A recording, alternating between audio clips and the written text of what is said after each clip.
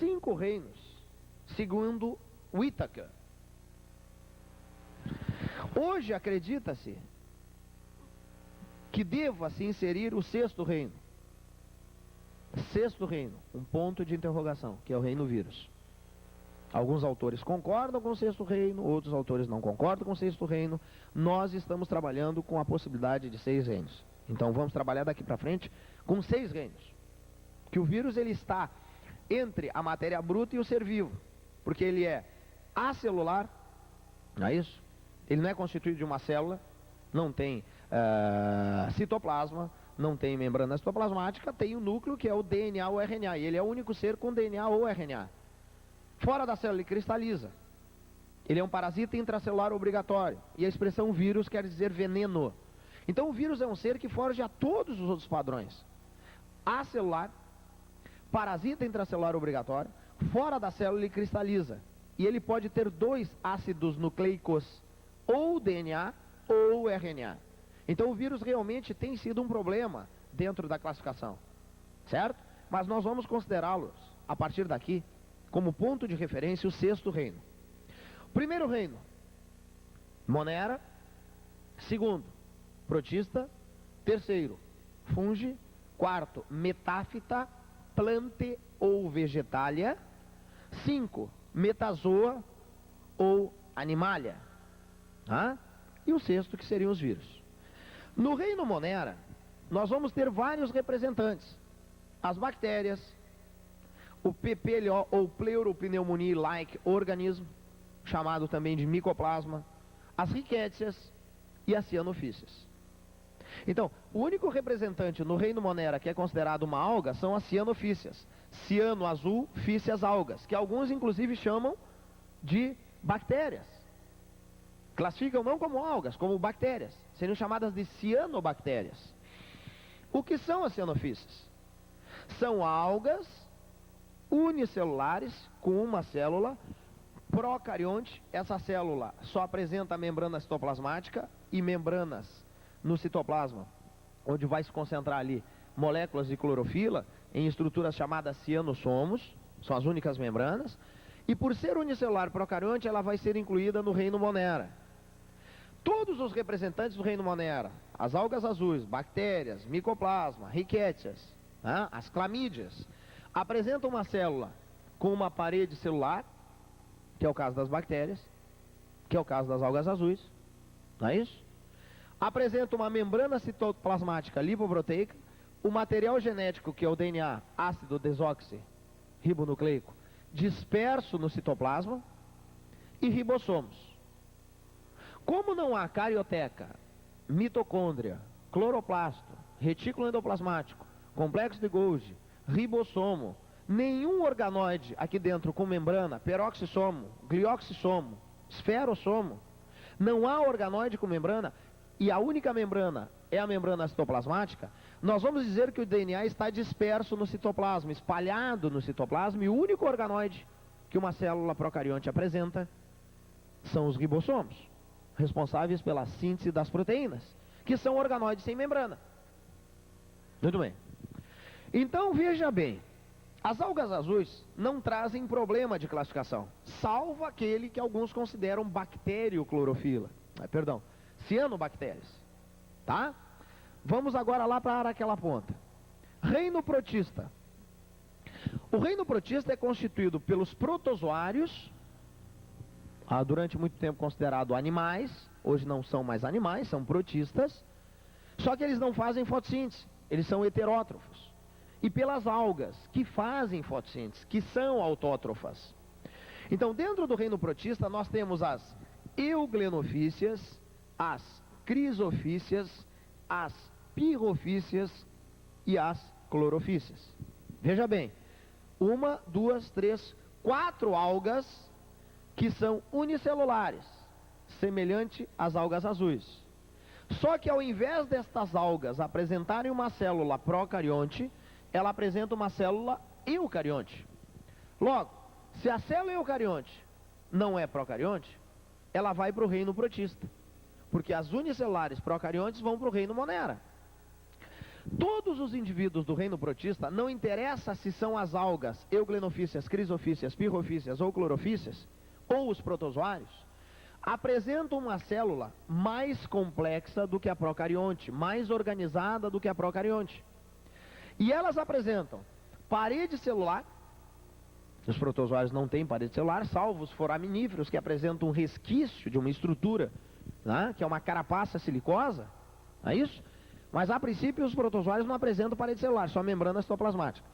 Então essas algas apresentam parede celular, membrana citoplasmática de composição lipoproteica, membrana nuclear, também chamada de carioteca, dentro da qual está o DNA, o material genético, contido aqui, ó, contido aqui. E é óbvio que ribossomo, não existe célula sem ribossomo, não existe célula sem ribossomo, não existe célula sem ribossomo. Certo? Professor, mas e os vírus? Os vírus não são estruturas celulares, então eles não têm ribossomo. Não existe célula sem ribossomo. As procariontes só têm o organoide ribossomo. As eucariontes também têm o ribossomo, que é um ponto de semelhança com a procarionte. Só que aqui eu vou encontrar mitocôndria, cloroplasto, retículo endoplasmático, complexo de Golgi, vacúolos e a membrana nuclear.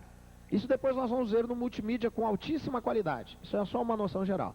Então qual é a diferença entre a célula procarionte das algas azuis e a célula eucarionte das algas euglenofícias, crisofícias, pirrofícias e clorofícias? A célula eucarionte apresenta um sistema interno de membrana, de endomembranas. A mitocôndria tem membrana, o complexo de Golgi tem membrana, o retículo endoplasmático tem membrana, o cloroplasto tem membrana, o vacúolo tem membrana, além da membrana citoplasmática. Muito bem. Voltamos agora para lá. No reino metáfita, plante ou vegetalia, metáfita, meta pluricelular, fito vegetal. Para ser vegetal, o indivíduo tem que ser pluricelular.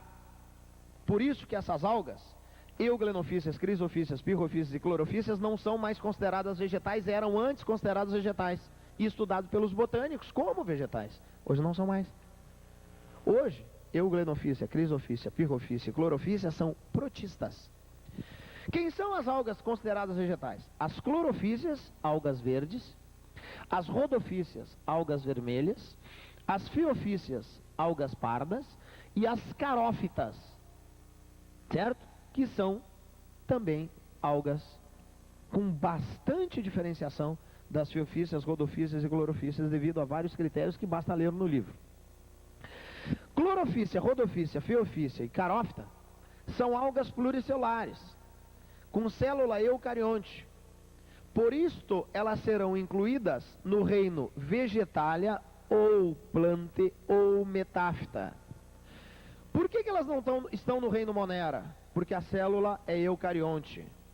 Por que elas não estão no reino protista? Porque elas não são unicelulares, são pluricelulares. Por isso o prefixo meta, pluricelular, fito, vegetal. Toda alga pluricelular é constituída por uma estrutura chamada talo, que é uma massa de células totalmente desorganizada, não chega a formar tecido, e se não tem tecido, não tem órgão. Se eu cortar um pedaço dessa alga pluricelular, não interessa se ela é clorofícia, se ela é rodofícia, se ela é fiofícia ou se ela é carófita. Ao olhar no microscópio, eu vou enxergar várias células que não se organizam em um tecido. E se não há tecido, não há órgão. E esse emaranhado, esse conjunto de células, chama-se plectênquima, palavra que só apareceu uma vez no vestibular. Certo? Nesses últimos 20 anos. Uma vez só. Uma vez só. Então, se aparecer de novo, seria um problema, porque ninguém trabalha esse termo. O que é plectênquima? Um conjunto de células que não chega a formar um tecido, que caracteriza as talófitas.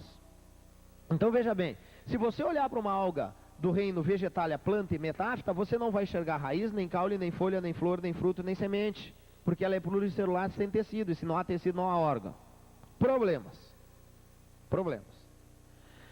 A célula dessa alga é exatamente igual à célula das algas unicelulares eucariontes do reino protista. Olha aqui, ó. Olha a setinha que eu fiz aqui. Se eu tirar uma célula dessa de uma alga pluricelular talófita e comparar com uma célula de uma alga do reino protista, Meus amiguinhos, a célula é exatamente a mesma, sob o ponto de vista estrutural. Então, nas algas pluricelulares, se eu tirar uma célula do pletênquima, o que eu vou ter?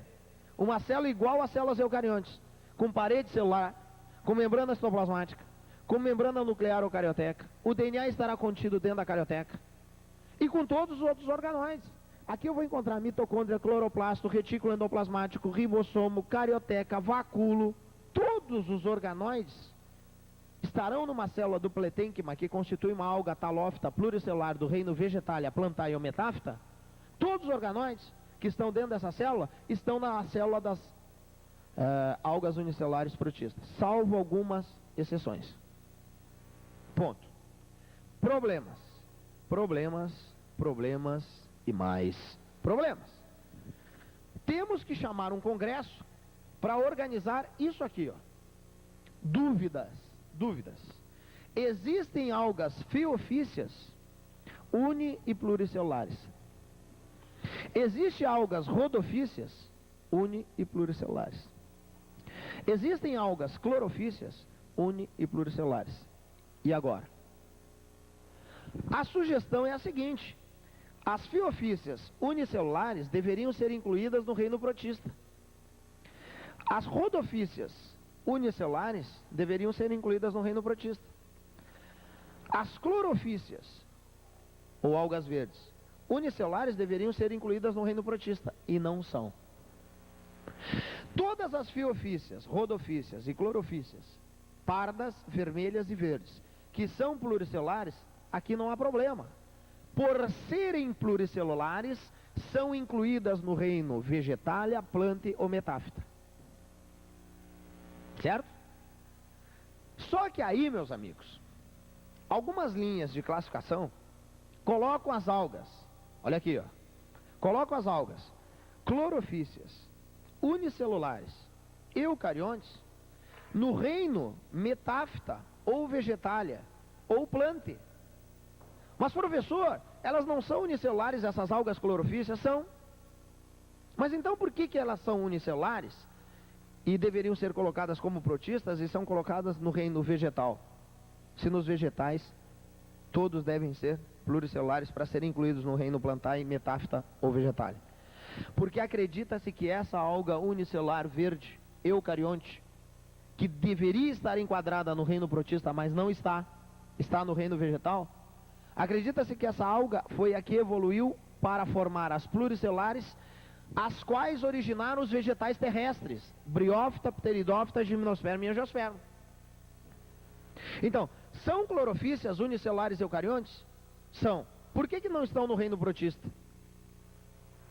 Alguns autores não consideram. Porque acredita-se que elas sejam a linha evolutiva. Então agora nós vamos voltar para a questão, e vocês vão perceber o quanto a questão é problemática. Letra A. As algas clorofícias incluem formas unicelulares isoladas?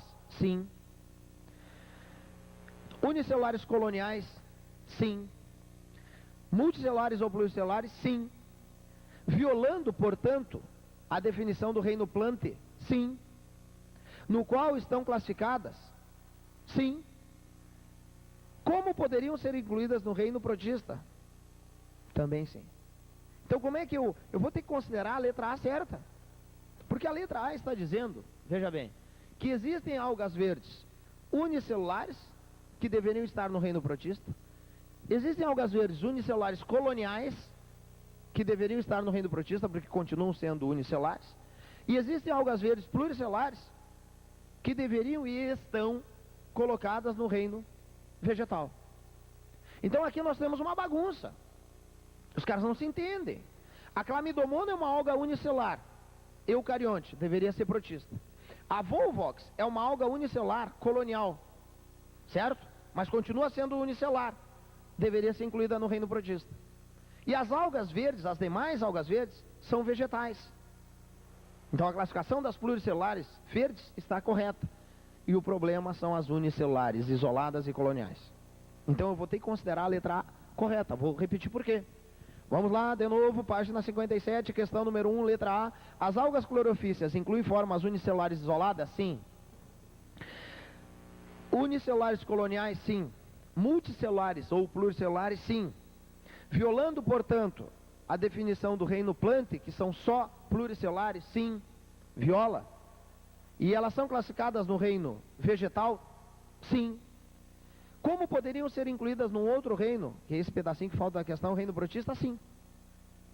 Então, se você fizer essa correção da questão, colocando a letra A assim, as algas clorofícias incluem formas unicelulares isoladas, unicelulares coloniais e multicelulares, violando, portanto, tem que fazer essa correção, portanto, a definição de reino plante, no qual estão classificadas, como poderiam ser incluídas no reino protista, a letra A está correta, se você fizer estas duas correções na letra A. Letra B. As algas clorofícias unicelulares isoladas, por exemplo, as clamidomonas, ou unicelulares coloniais, por exemplo, a Volvox, foram integradas no reino plante por um outro tipo de abordagem na sistemática.